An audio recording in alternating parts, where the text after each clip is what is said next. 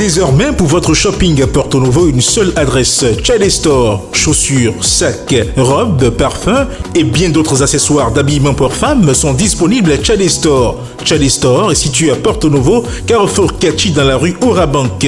Contact plus 229 62 114 14 79. Tchadé Store, faites-vous belle à moindre coût.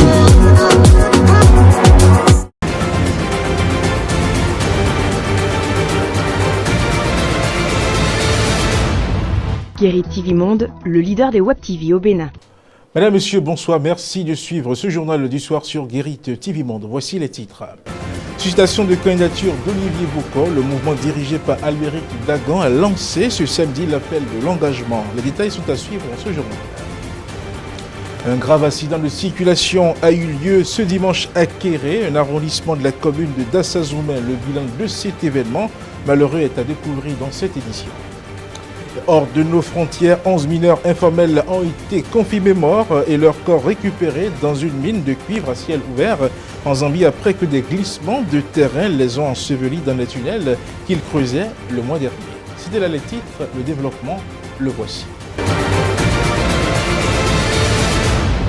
Madame, Monsieur, à nouveau bonsoir. Après les appels de Goho, de Tofa, de Bioguéret de l'Atlantique, le mouvement dirigé par Albéric Dagan a lancé ce samedi l'appel de l'engagement. C'était depuis le département du littoral, notamment à la plage Fidrosset.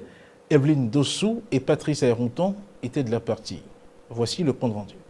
Plus de doute, Olivier Bocor est inéluctablement pour ses témoins le meilleur leader, l'homme de l'unité et du développement à même de diriger le Bénin dès 2026.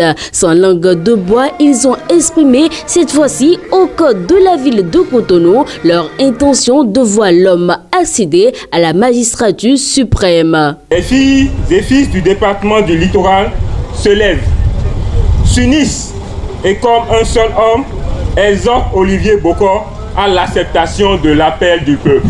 Et cet appel du peuple, l'appel à l'engagement du littoral, à l'homme d'affaires n'est point anodin. Les différentes caractéristiques de dirigeants que présente Olivier Bocor n'ont laissé autre choix à tout ce monde venu à la plage de Fidrosset ce samedi 9 décembre 2023 que d'opter pour la continuité.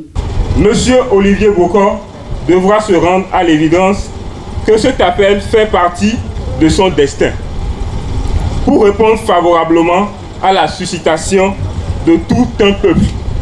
En lui, nous avons identifié l'homme qui peut porter une ambition politique forte, capable d'assurer la continuité des actions novatrices et le développement durable, engagé par le président de la République, son Excellence Patrice Talon.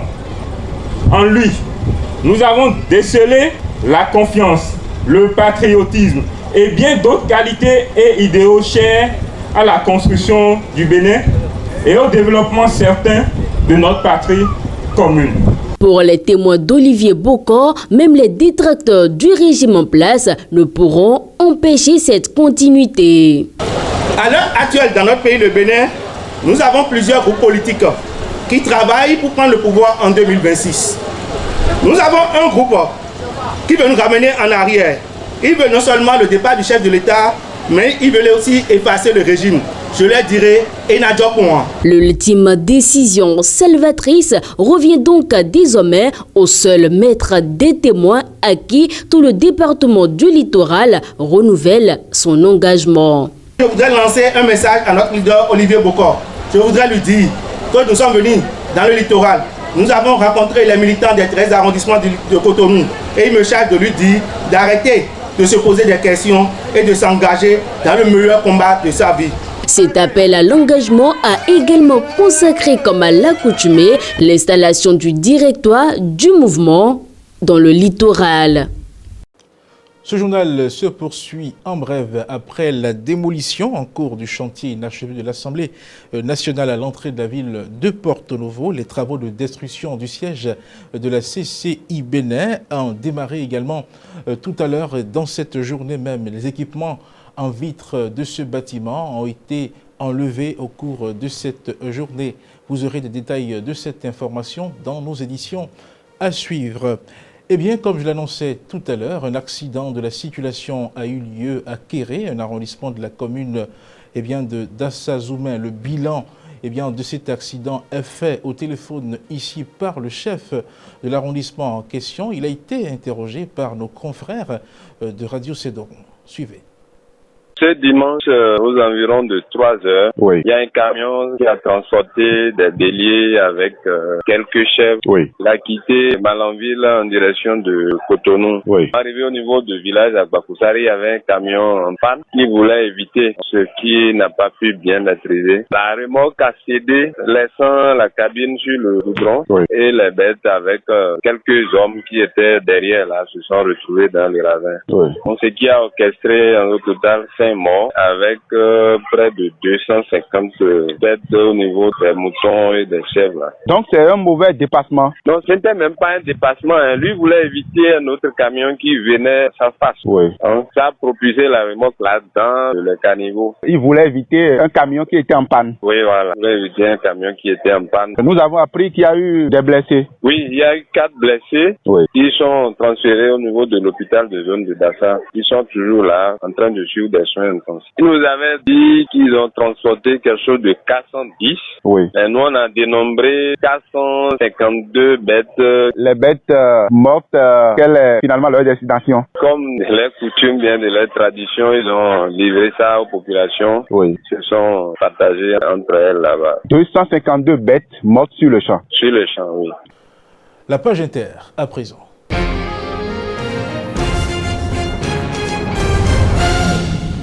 En Zambie, 11 mineurs informels ont été confirmés morts et leurs corps récupérés dans une mine de cuivre. Les circonstances et les détails liés à cet accident vous sont apportés dans la page inter avec Evelyne Dosso. Les Égyptiens ont voté ce dimanche 10 décembre 2023 lors d'un scrutin présidentiel éclipsé par la guerre dans la bande de Gaza voisine. Le président sortant Abdel Fattah al-Sisi, qui semble assuré de remporter un 3e mandat, s'est rendu aux urnes tout comme 3 autres candidats en liste peu connue du grand public. Il s'agit de Farid Zahran, Abdel Yamana et Azem Oma du Parti populaire républicain. Le pays de 106 millions d'habitants compte 67 millions d'électeurs qui auront jusqu'à mardi pour se rendre aux urnes. Rappelons que les résultats officiels de ce scrutin seront publiés le 18 décembre. 11 mineurs informels ont été confirmés morts et leurs corps récupérés dans une mine de cuivre à ciel ouvert en Zambie après que des glissements de terrain les ont ensevelis dans des tunnels qu'ils creusaient le mois dernier. Un survivant a été retrouvé, mais 26 sont toujours portés disparus et on craint qu'ils ne soient morts 2 semaines après la catastrophe. Les sauveteurs ont annoncé le dernier bilan dimanche 10 décembre 2023 en fin de journée.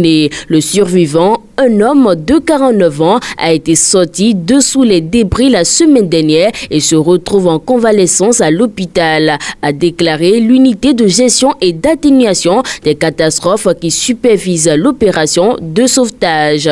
Les sauveteurs ont également récupéré les 2 premiers corps la semaine dernière. 9 autres ont été retrouvés ce week-end selon l'unité de gestion des catastrophes. Selon les autorités, 38 mineurs pourraient avoir été ensevelis sous les glissements de terrain survenus dans la mine située près de la ville de Chingola, dans la ceinture de cuivre de la Zambie, mais elles ne sont pas certaines du nombre exact.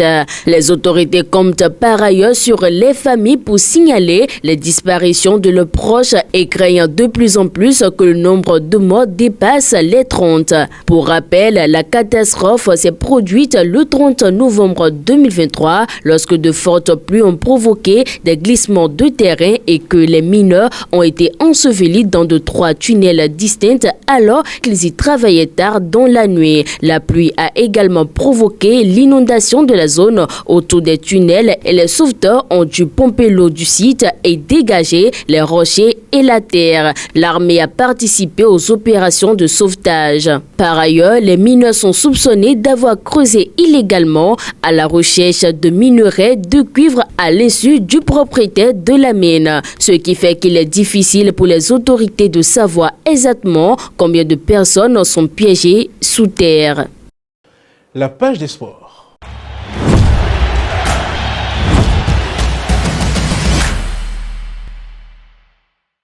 La cérémonie de remise du Ballon d'Or camerounais édition 2022-2023 est annoncée pour le 26 décembre prochain. Un changement est apporté dans le processus de vote. Latifat Koweno nous en dit plus dans la page sport. Suivez. La Fédération camerounaise de football, FECAFOOT, dirigée par Samuel Eto'o, a annoncé la date pour la remise du Ballon d'Or camerounais de la saison 2022-2023. La cérémonie se déroulera le 26 décembre au Palais des Congrès de Yaoundé. Une des annonces les plus marquantes est le changement dans le processus de vote.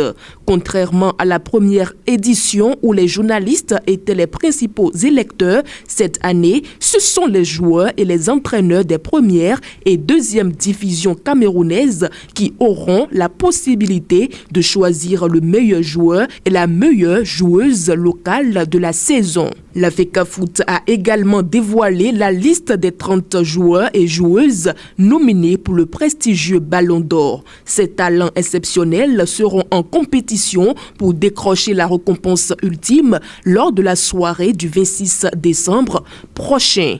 Bonne nouvelle pour Galatasaray qui joue contre Copenhague ce mardi pour le compte de la 6e et dernière journée des matchs de poule de la Ligue des champions UEFA. Le club turc pourra compter avec Hakim Ziyech.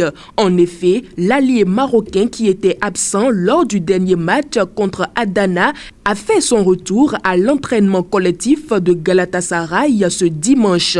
Hakim Ziyech, qui a été l'homme du match contre Manchester United lors de la 5e journée avec 2 buts et une passe décisive, sera d'une grande importance pour son équipe en vue d'une qualification pour les 8e de finale. Précisons que Galatasaray est actuellement 3e du groupe A avec 5 points à égalité avec le FC Copenhague.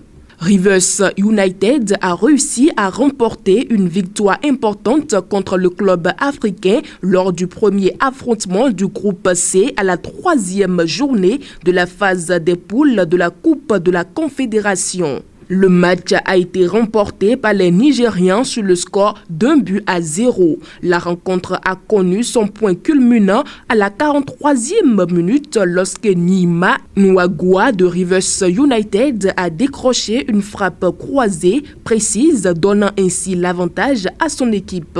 Malgré les efforts du club africain pour revenir dans le match, la chance n'était pas du côté des Tunisiens avec notamment une transversale de Tayeb Meziani au début de la seconde période. Cette courte victoire repositionne Rivers United qui rejoint le club africain en tête du groupe C avec 6 unités.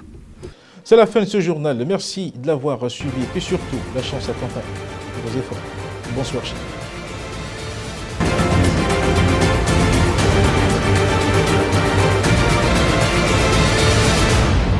Guérit TV Monde, le leader des Web TV au Bénin.